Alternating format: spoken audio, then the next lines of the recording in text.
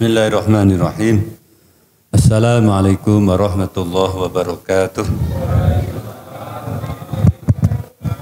Bismillah, alhamdulillah, wassalatu wassalamu ala rasulillah wa ala alihi wa sahbihi wa mawalah. Asyhadu an la ilaha illallah wa asyhadu anna muhammadan abduhu wa rasuluh. Allahumma salli wa sallim wa barik ala Muhammad wa ala alihi wa sahbihi ajma'in, amma ba'd. Bapak-bapak, ibu-ibu, sedaya para jamaah, sumangga kita bikak sarengan majelis pengaosan dalu menika sareng-sareng kita maos basmalah. Bismillahirrahmanirrahim. Tentu mboten wonten kalimat ingkang langkung afdol wonten kesempatan dalu menika kecuali kita mengucapkan syukur alhamdulillahirabbil alamin awis daya nikmatipun, kemirahipun, kemudahan ingkang Allah paringaken dhateng kula lan panjenengan. Terkhusus wonten dalu menika dimudahkan jalan menuju masjid untuk melaksanakan sholat jamaah sekaligus dipun lajengaken thalabul ilmi. Dados malam Rabu menika malam spesial kagem jamaah Baitur Ridho wonten Gadingan menika. Podo-podo sholat maghrib jamaah bonusipun apa? Majelis ilmu. Mboten setiap saat, mboten saben dinten ta menika. Nah, monggo kita angkah nggih rawuh kita setunggal krana netepi sholat jamaah aja nganti telat. Awake dhewe ra patek gayane ra patek akeh. Nek pun krungu adzan mbuh masjid endi ndang gage-gage dugani masjid bolak-balik terangke anggere kula bar salam nyawang buri sing separo jamaah telat kabeh. Niki panjenengan berarti dereng memahami hakikat salat jamaah. Lek teko salat jamaah nganti telat niku kudune rugi. Anak raos apa merugi ngaten. Nanti secara materi mboten rugi orang nanti ngetok gedit nggih. Tapi sisi di akhirat kelak ketika amal sholat jamaah dibuka oleh Allah, semua akan melihat keutamaan dan kebesaran amal itu, baru kita akan menyesal. Ning ra nek gunane. Endi ben ngopo? Omahe ora ado ke masjid, pit ya enek. Terang ora udan, besok nganti telat wis kebangetan. Ini satu catatan penting. Mboten namung masjid Baitur Ridho rata-rata. Nek bab salat jamaah gelem ajeg, ning telate ya ajeg. Niki berarti belum mengambil satu manfaat besar dari salat jamaah. Bapak Ibu jamaah kula, sakjane kita ngaturaken materi kelajengan pertemuan kang kolomben kita aturaken. Gedhe kita aturaken bilih kula lan panjenengan terutama ingkang sampun sepuh-sepuh nggih. Salat jamaah minangka salah satu hiburan. Hiburan yang berpahala. Panjenengan hibur diri, berhibur, nonton jagongan, nonton alun-alun nggih. Niku kadosipun mboten enten nilai ini kecuali ada kajian pengajian lah. Lek tengok-tengok niku mending panjenengan lenggah duduk manis wonten masjid dengan niat ibadah itu satu kebaikan. Nah Bapak Ibu jamaah kula ingkang nomor kalih dados menawi kula panjenengan samu sepuh sing diarep-arep napa? Ya wektu salat. Kapan salat meneh tak melu salat jamaah. Itulah satu kenikmatan besar yang Allah berikan kepada kita, orang-orang yang beriman. Ya. Dan Allah tetapkan waktu-waktu sholat tidak ada yang membarengi kesibukan manusia. Untuk jujur mawon jenengan kersa napa menika ngatosaken ora enek waktu sholatku sing sifate mengganggu aktivitas manusia. Nomor kalih ugi sholat jamaah dados ladang pahala. Awadi sedekah paling pisan pindho sedina niku. Wis Padahal sholat jamaah 5 waktu sehari semalam. Syukur-syukur lek panjenengan kersa nggih nyempatke tindak tanah suci wonten Mekah. Sholat jamaah teng Masjid Baitur Ridha mung direken 17 derajat, wonten mriko 100.000. Berarti lek dihitung tahun ketemune 55 tahun. Satu kali sholat padha karo dene tabungan amal 55 tahun. Ping 5 waktu pun pinten. Ping berapa hari tinggal di sana. Lho, lek Allah paring kelonggaran rezeki aja iman-iman. Rata-rata umat Islam niku lek ditari umroh utawi haji kabeh seneng. Nggih, kula pengen, kula niat. Ning gane cucu duit niku masih awal. Padahal umure wis ra nyandak kangge ngoyak amal soleh. Ya, kula panjenengan njagakne amal-amal harian secara manual ngeten niki wis ra tekan nggone. Nek tata lahire lho nggih. Nek perlu wontenipun jalan pintas. Kanggene sing mampu niku. Aja iman-iman nindakake ibadah tanah suci lewat haji atau umroh. Leresan iki kula nggih rada napa mromoseke ngaten. Enten paket umroh murah 22 juta. Solo langsung Jeddah. Kondure mengke jenengan diterke ngantos tekan Jombor. Penak to nggih. Insyaallah sing mandu kula piyambak. Kapan Pak? Jeng April 2020 cek rawat awis. 22 tenan nggih insyaallah. Monggo mengke sing berminat orang nganti ngedol sawah nggih. Tak estu niku. Kula ngeten iki mboten semata-mata promo kaya dodol mboten. Niku mung nawake amalan-amalan yang niku penting. Lek jenengan kersa tindak kalih biro sanes monggo. Sing jelas kula ngajak mumpung kita sehat, diberi kelonggaran rezeki, putra-putrane ya wis mentas kabeh lek ngenteni ngopo. Mangan ya sak piring kadang-kadang mboten telas nggih. Ngunjuk sak gelas. Napa mleh? Kula ngraosaken ngeten iki. Basa wis bocah-bocah do ora enek kabeh. Masak sak gelas sedina rantek. Nah, iki berarti harta itu ketika ada berdatangan orang-orang yang sudah sepuh, ini maknanya tidak selalu dikonsumsi sendiri. Ada waktu dibagi tonggo tepale, teman, dan lain-lain. Kangge napa? Bekal ibadah dalam bentuk sedekah. Nomor kali pun tiang-tiang beriman itu akan punya sarana untuk menghibur diri di saat tiang-tiang beriman menika mendatangi majelis ilmu. Nggih, bolak-balik kita wong salwang suli kersanipun nggih kelingan awake dhewe. Dados bukan perkara yang rendah, bahkan bukan hal yang tidak bermanfaat, justru sebaliknya. Hadir di pengajian tentang ilmu yang kita kaji, meskipun mungkin itu ilmu dan materi yang diulang-ulang, tetaplah majelis ilmu menjadi ladang ibadah yang besar. Boten kula terangke dalile pun bolak-balik kita terangke. Ini jelas nek tiyang kau paham tentang majelis ilmu, dia akan mendatangi dimanapun ilmu itu dikaji. Kalau idealipun panjenengan nampun ngantos mong pengajian ning Masjid Baitur Ridha tok. Mereka enten masjid, enten kajian rawuh mawon. Mboten biasa ya ora mengke tamu-tamu biasa, mboten masalah. Umat Islam itu mendatangi masjid satu dengan lainnya tidak seperti orang Kristen, gitu. Orang Kristen itu gerejanya ini ya ini, absennya di situ, sebagai jamaatnya di situ. Tapi kalau kita umat Muslim dimanapun masjid bebas untuk kita kunjungi, bebas kita hadir untuk kajian. Itulah hiburan yang membawa kebaikan untuk kita, terutama orang-orang yang sudah lanjut. Tanpa biaya, nilainya besar. Kalau kita aturakan hadis Nabi, orang-orang yang hadir dalam majelis ilmu itu akan mendapatkan rahmat Allah. Wa khasyat humur rahmah.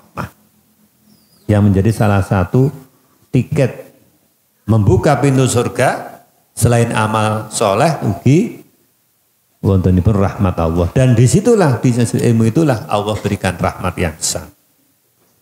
Nomor 3, ini kangge penyemangat kita, terutama yang sampun sepuh-sepuh, hiburlah diri kita dengan banyak berzikir kepada Allah. Bab zikir macamipun ngaten menika pun sami sita apalaken sok sering kita ngamalke. Nah, ini ditingkatkan melih. Waktu niku kathah sing kita buang sia-sia, longgar jane. Ning kok waktu itu bisa dimanfaatkan untuk zikir, itu langkah-langkah punya nilai yang besar insyaallah. Nggih. Bila Allah Subhanahu wa taala wa surah Al-Ahzab nggih ngemutaken datang tiang-tiang beriman, ya ayyuhalladzina amanu dzkurullaha dzikran katsira. Wahai orang beriman, berzikirlah kalian kepada Allah dengan zikir yang banyak. Karena amalan yang mudah, nilainya besar, dan sekaligus menjadi penenang hati. Ala bizikrillah tatmainnul qulub. Hanya dengan ingat kepada Allah, hati itu akan tenang. Dan ketenangan batin ini menjadi salah satu aset harta yang sangat berharga. Timbangannya artinya gundah, susah, sedih. Ternyata dengan zikir, tentu mboten namung zikir dalam artian membaca kalimat-kalimat thayyibah, tapi dihayati makna-maknanya. Sehingga menjadikan hati itu tenang. Misalnya, kita kehilangan satu benda yang berharga lah, mungkin arloji, entah itu HP, ya. Mesti sedih wong jeneng kelangan, mbok cilik mbok gedhe lek jenenge kelangan tuh ya mesti sedih. Tapi ketika kita berzikir kepada Allah, saya yakin kesedihan itu tidak berlarut-larut, tidak getun dan menyesal. Wah, nanti yang ngono aku marah nggawa tak simpen nang omah to aman. Lah itu. Makalah di situ kita berzikir mengucapkan kalimat apa? Misalnya Allahu Akbar. Allah Maha Besar. Lek wis dadi takdire Allah itu mengambil kembali titipannya, boten kirang mergi. Ditarik umpama ngerti takdir awake dhewe iki wis jamku tak kei omah wis ben ndak ilang kok. Ternyata Allah dengan takdirnya kita enggak berpikir sampai di situ. Terus dibawa terus hilang, menyesal. Nah, sedih. Karena tidak ada zikir di dalamnya. Kalau zikir, ya, Allah sugih kok. Ya, memang dari takdirnya Allah, ya saya terima dengan ikhlas. Dan ini bagian dari musibah. Kehilangan harta, nyawa itu musibah dalam surat Al-Baqarah itu. وَلَنَبْلُوَنَّكُمْ بِشَيْءٍ مِنَ الْخَوْفِ وَالْجُوعِ وَنَقْصٍ مِنَ الْأَمْوَالِ وَالْأَنْفُسِ. Dikurangi hartanya. Ya. Itu sekelingan kepada Allah sebagai zat yang menitipkan harta kepada kita. Nah, ini contoh zikir yang sangat bermanfaat. Dan terakhir nomor 4, sebagai hiburan kita orang-orang sepuh, banyaklah kita membaca Al-Quran. Bagi yang mampu dan bisa. Bagi yang belum mampu, belum bisa, belajar. Wis ora apa-apa, umur 70 tahun belajar Iqra jilid 1 koyok putune ora masalah. Jenis belajar memang belum tahu, nggak usah malu. Bata. Diguyu putune ora apa-apa le. Oh, Pak Mbae urung iso. Nah, ndek ben waktu cilik ora nek TPA koyok kowe. Nah, enggak apa. Nah, kelemahan kita kan malu. Wis tuwa Pak, ora sempat. Lho niki sing salah. Andai kata kita sampun sepuh, kemudian belajar Iqra baru jilid 1 halaman 2. Ba'ata. Terus Allah takdirkan kita meninggal. Maka Iqra yang kita baca menjadi hujah sekaligus alasan di hadapan Allah, ya Allah, selaku umat muslim, kula pun belajar Al-Qur'an. Lha buktine. Kowe belajar Quran. Lah niki Iqra jilid 2 halaman Iqra jilid 1 halaman 2. itu sudah dianggap kita telah membaca Al-Qur'an. Niatnya membaca Iqra itu kan untuk belajar Al-Qur'an. Qadarullah, Allah takdirkan kita belum sampai mampu membaca Al-Qur'an sudah dipanggil. Jenengan belajar pisane urung tahu lha terus mereka ditekoki Gusti Allah pripun? Kita kayak amanah lewat kitab suci Al-Qur'an sejauh mana engkau ini melaksanakan amanah itu. Wis sinau dereng, bisa maca dereng. Wis pripun iku? Amanah berat ini. Dan Al-Qur'an itu dimudahkan bagi siapapun yang belajar. Cuma memulai itu sosok kadang berat. Bayangannya rekoso angil. Tapi enggak apa-apa. Itu sebagai ujian kita. Dan Al-Quran itu andai kata kita tidak mampu sampai sudah berusaha, ya sudah. Allah lebih tahu tentang kita. Kemudian berkaitan dengan Al-Quran, tolong kita orang-orang muslim ini dibiasakan rumahnya nuansanya nuansa suara Al-Quran. Dawi putrane le, aku distal ke Quran nganggo HP-mu. Wah sudah. Ojo nganti nopo istilah musik yang melalaikan. Musik itu melalaikan. Maka orang-orang mukmin ketika sudah mencintai Al-Quran salah satu sudah membiasakan nuansa suara di rumah tangganya dengan Al-Quran. Nah ini, Dados ngaji niku sok-sok kadang ya di bulan baleni ngeten. Terus kalau wau sering ya kula anggere ngimami pas pengajian jamaah sing telat ku bianget. Apa do telat ngono. Boten ngertos kula ning alasan. Nah, Bapak Ibu jamaah kula, lajeng kita lanjut materi yang kemarin berkaitan dengan bahaya sifat munafik. Ini memang kita tekankan betul-betul karena sifat munafik akan mencelakakan diri kita maupun orang lain. Baik di dunia sampai di akhirat. Atas dampaknya itu sangat di akhirat. Yang jelas orang-orang yang terbiasa punya karakter munafik, yang dia tidak mau bertobat dan tidak mau berhenti dari sifat itu, maka semua amal solehnya seolah-olah tidak ada artinya. Sholati ra kangge, ngajini ra kangge, puasanya enggak ada artinya. Kenapa? Lah yen sok bakali amur karo wong kafir ning neraka ya apa gunane ngaji bareng. Ini ancaman Allah begitu. Surah An-Nisa 140 loh. Innallaha jami'ul munafiqina wal kafirina fi jahannama jami'an. Ini ayat ini. Enggak diragukan kebenarannya. Orang-orang yang munafik Allah akan kumpulkan bersama orang-orang kafir di neraka. Maka hati-hati. Jangan sampai kita memelihara sifat munafik dalam diri kita berusaha.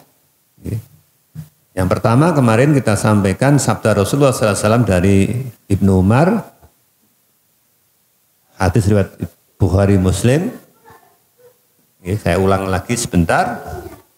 Ayatul munafikin salasun, tanda orang-orang munafik atau sifat munafik itu adalah 3. Idza haddatsa kadzaba. Nah, ini saya tambahkan sedikit keterangannya. Orang memahami bahwa salah satu ciri pertama yang disebut oleh Nabi, idza haddatsa kadzaba, ketika bicara bohong, itu orang sering hanya memaknai bohong dalam ucapan.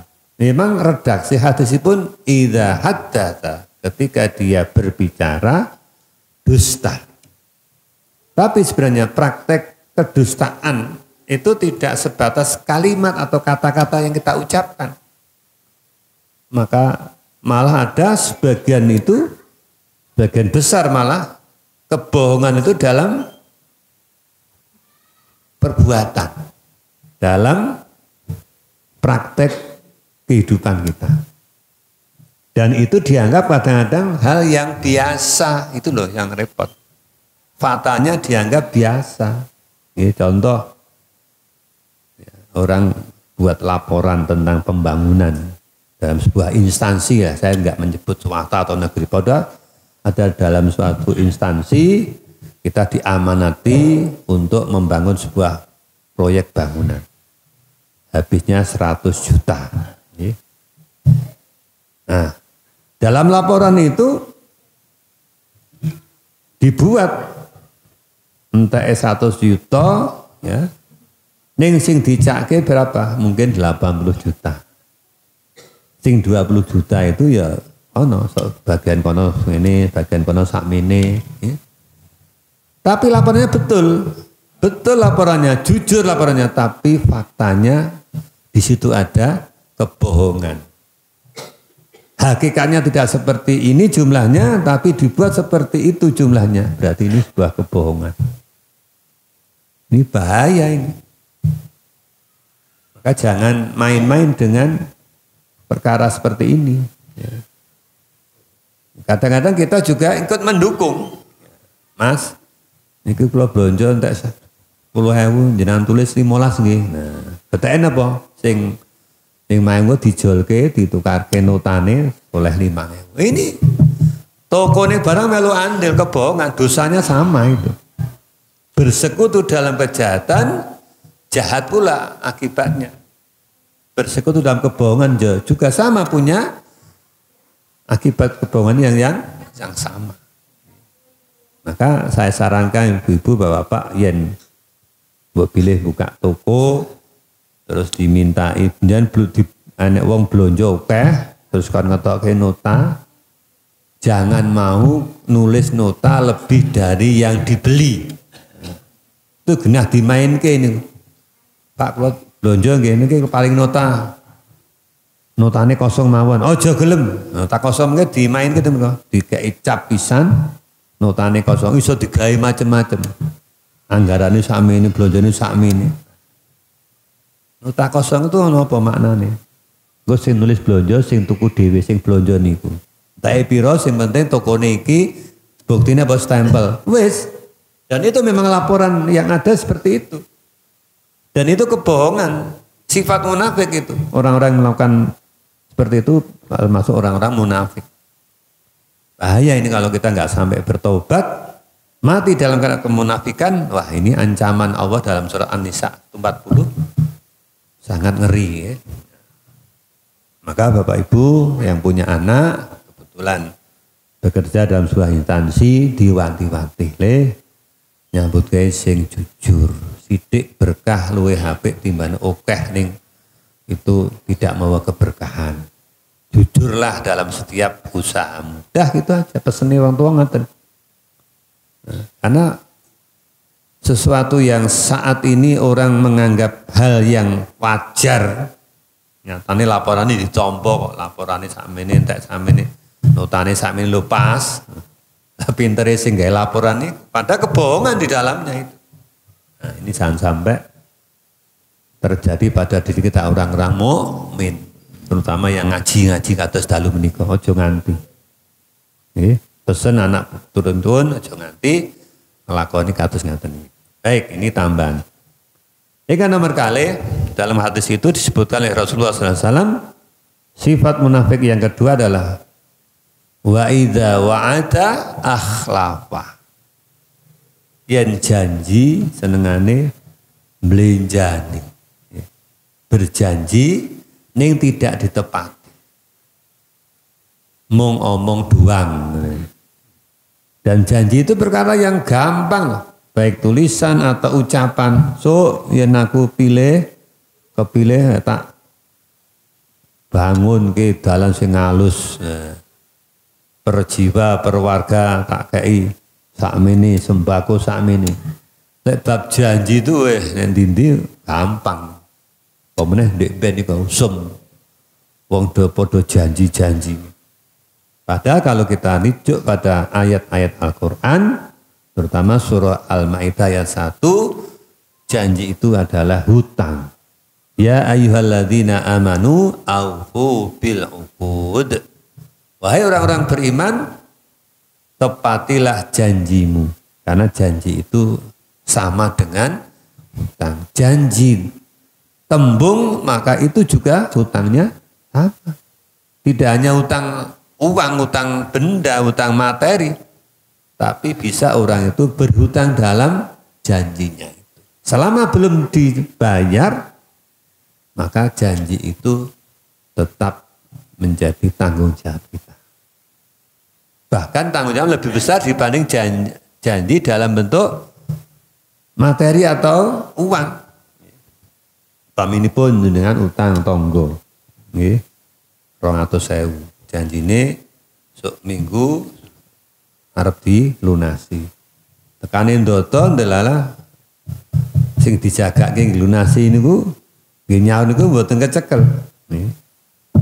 Kepeksa kita menunda untuk pembayaran. Tetapi tetap kita menegak janji ini akad mengembalikan uang itu mbuh engko bakal diunek-unekno sing ngutangi serapopo. Wis pokoke kudu piye-piye cari matur kepada yang diutangi.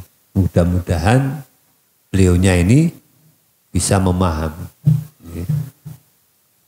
Ini kadang-kadang uang terus wedi, lah kok janji ra tak tepati aku malah diunekne tak lunga sik wae pura-pura lali lunga. Iki malah mboten prayogi. Makanya kalau kita punya hutang dan kita telah ditakdirkan Allah meninggal, maka keluarga itu berkewajiban membayar hutang kita. Makanya kalau hutang, tolong penjenengan sampun ngantos merahasiakan di keluarga. Tidak perlu ditulis. Nduk, aku hutang karo tangga iki 100.000 ditulis nih. Lah wong ora ngerti napa jenenge. Kapan matine, wayah apa? Lah, delala utang ora ana sing ngerti. Berarti utang itu akan dibawa sampai mati. Bahaya. Makanya kula niku lek sok-sok nggih panci kula betul-betul berat nggih. Yaitu kalau ngantar jamaah umroh, semua tanggung jawab dalam bentuk uang, misalnya bawa uang operasi, bawa uang pengajian, itu mesti tak tulisi uang pengajian di sini sekian. Terus kalau saya pinjam itu saya tulis dipinjam bapak sekian, tak masuk ke tumpuane laporan itu, biar nanti kalau saya mati saya itu tahu anak saya, oh ini bapak diutang dompet iki, dompet masjid. Nah misalnya begitu. Ini kadang-kadang kita itu kalau utang seringnya kita malah menghindar sehingga orang tidak tahu. Jangan sampai begitu, justru terbuka. Ibu mungkin blonjo bon nggone toko tanggane tetap ditulis itu. Apunten kula blonjo tak samenten dereng kula bayar. Dan bayar nggih. Ngaten maaf bagus. Lebih bagus itu, lebih baik. Kita jujur begitu. Karena berkaitan dengan apa yang terjadi besok kita nggak tahu. Maka utang itu seperti janji juga. Janji harus ditepati. Maka Allah Subhanahu wa taala memberikan sebuah keringanan ketika kita itu berjanji, maka ucapkan insya Allah. Ya. Jangan mengatakan mesti, pasti. Enggak boleh. Ya. Kalau janji, kok teko lho ya nanggon aku, tenang tak tunggu lho. Insya Allah, tenan loh, insya Allah itu enggak apa-apa, boleh. Aja, ya tenan, ya tenan. Nah, ini kita terlalu berani. Kenapa? Seolah-olah kita mampu bisa hadir pada jam waktu yang kita sepakati. Seandainya yakin tetap Allah itu ditonjolkan di depan. Kalau Allah menghendaki, insya Allah itu artinya itu. Yen Allah ngersake, ya aku teko. Maka insya Allah. Tapi catatan, ucapan insya Allah ini tidak boleh dijadikan permainan. Nggih ales-alesan. Nggih jenengan kagungan acara jam 7 teng Solo. Tanggane ngundang jam 7 supados rawuh wonten daleme tangga jenengan. Kan genah ra mungkin iso to teko wong mosok jame padha tempate beda iso tekani iki ora mungkin. Awake dhewe arep muni ora iso iki aku acara perkewo. Akhirnya pripun?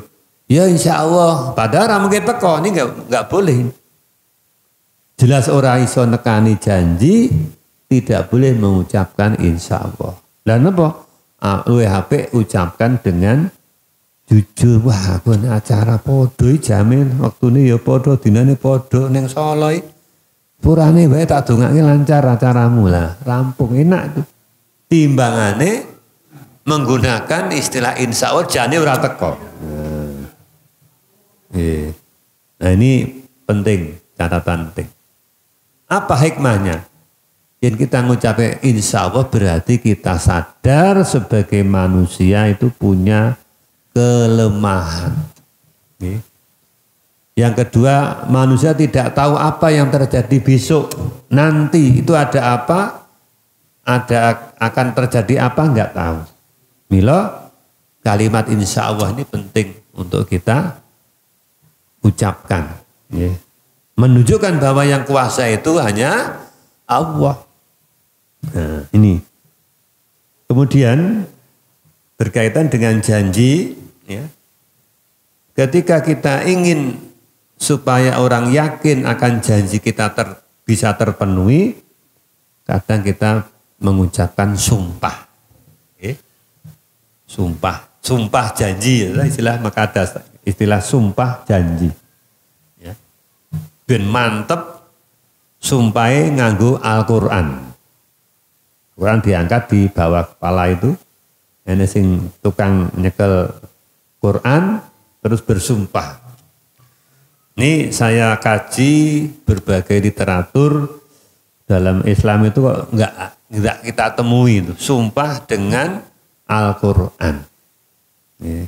Meskipun ada orang yang ingin memantapkan sumpahnya biar tenan-tenan itu ditambahi dengan diangkat Al-Quran di atas kepalanya. Lah orang-orang mukmin itu sumpah yang paling top itu ya cuma napa? Wallahi atau demi Allah. Sudah itu sumpah yang pol. Jangan main-main dengan kata wallahi atau demi Allah. Berarti kita bersumpah atas nama Allah itu enggak boleh untuk main-main. Makanya nggih ben padha penake nggih misale jenengan kersake tanggane rawuh wonten acara jenengan. Kula suwun jenengan rawuh ya lek mboten repot, longgar, atur rawuh lho tenan lho. Kan penak niku lek mboten repot, longgar, monggo katuran rawuh. Lah sing diundangnya tenung nggih. Ya insyaallah tak usah, insyaallah. Terus niki budaya yang baik. Jadi apa-apa itu serba yang ditonjolkan Allah. Ya. Makanya orang-orang mukmin menika tidak lepas dari kalimat yang terucap dengan zikir kepada Allah. Ya.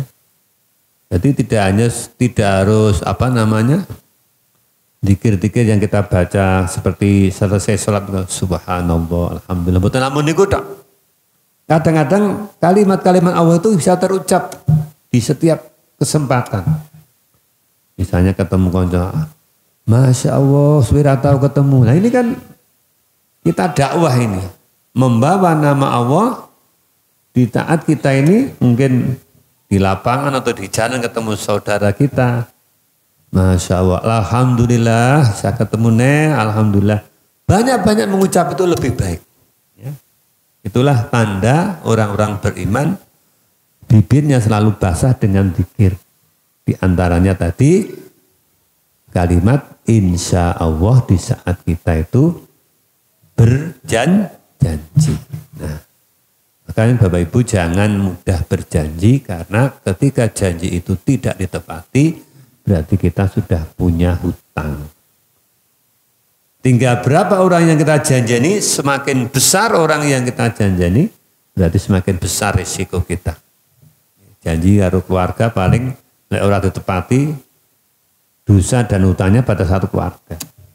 Sak kampung, sak kabupaten, sak negara janji ning mboten ditepati, wah masa Allah itu beban berat itu di akhirat.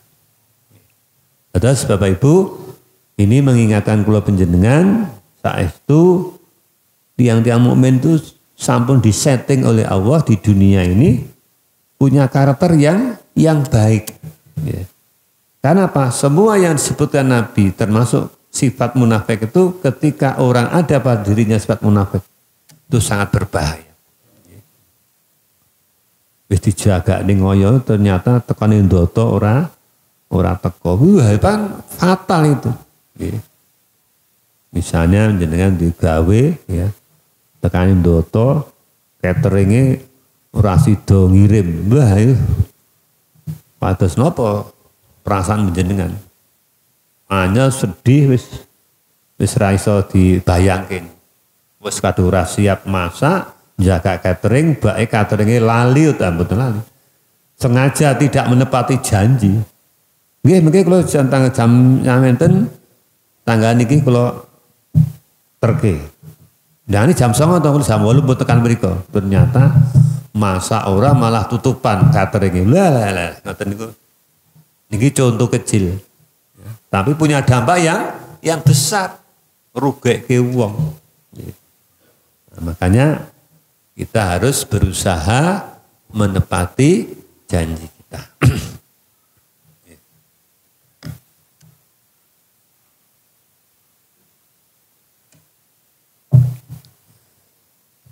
Nih, Bapak Ibu jamaah kuwah, maka ini dua sifat kalau mau.